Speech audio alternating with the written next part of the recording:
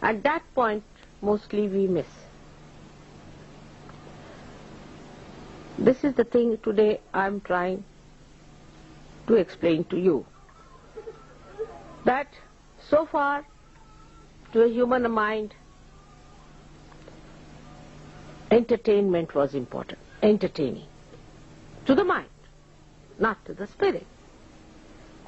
Entertainment to the spirit is absolutely opposite to the entertainment to the mind. Like somebody the other day telephoned to me and said that, "Mother, there is no excitement in Sahaja Yoga."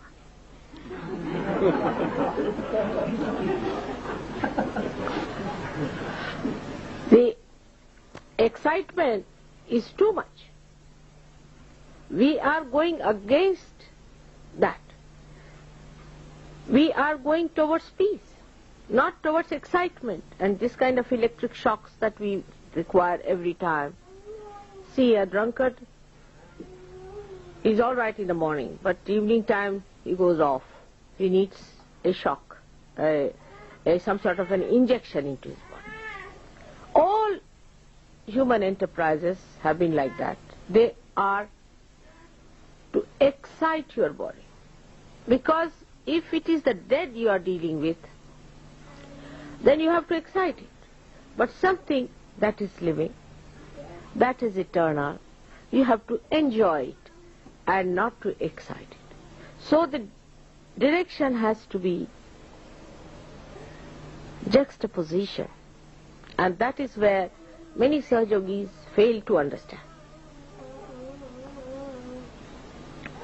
How do we do it is the point. How do we make our attention move inward instead of going outward? If you start from the time you are born again, it is much easier, because it's a new venture into you go in. That is the peace of your spirit, the joy of your spirit, which is permanent. You don't need any excitement from it. It is permanent. It is eternal. So the first thing that comes to our mind is that whatever we do before realization, we have not to do. The first and foremost thing is realization comes to you effortlessly. So the effort which is built in your body all the time, the energy of effort, I must do this, I must do that, I have to do this, I have to do that. That creates tension, that I have told you already. So,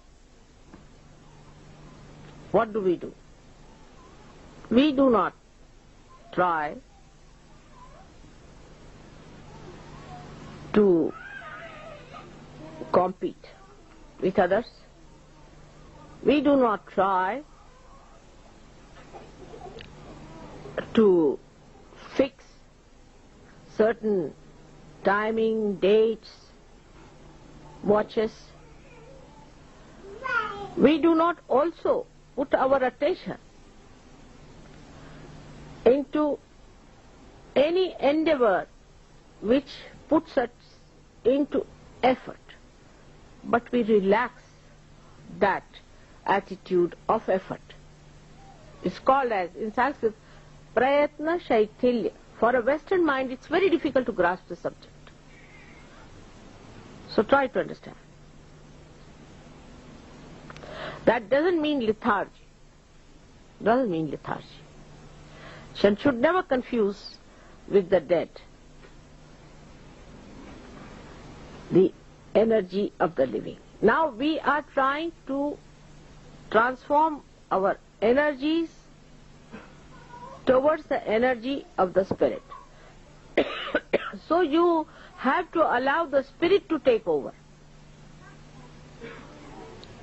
Your effort of your mind should be reduced and the energy of the spirit should work through you. Now how do you do it?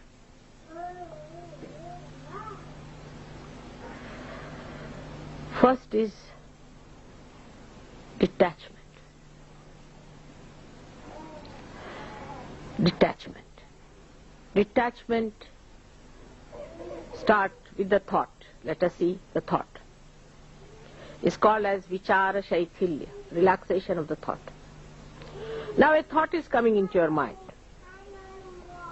Some thought, today is Mother's Puja, let's go. We have to hurry up, you see, you must get this, you didn't get the flowers, now you go to the third world and get the flowers, you must get this and you must get that.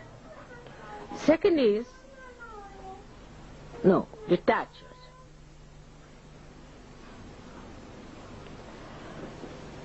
Witness. Leave it to the spirit. Watch. You'll get it. Many of you have noticed this. But still this mind, which is quite silly, tries to impress upon you that you have to use the old junky instrument of this mind.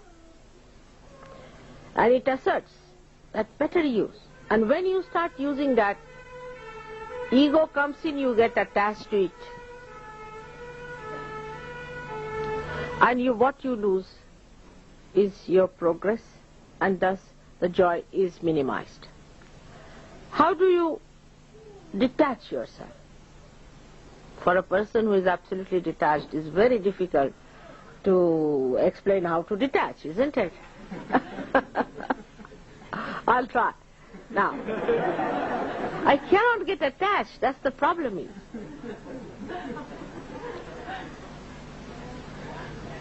And I find it difficult to explain to you in words which are human words.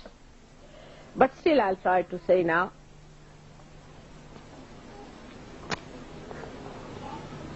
Say I tried something as human beings do in the beginning, just to see how it works out, because I had to experiment.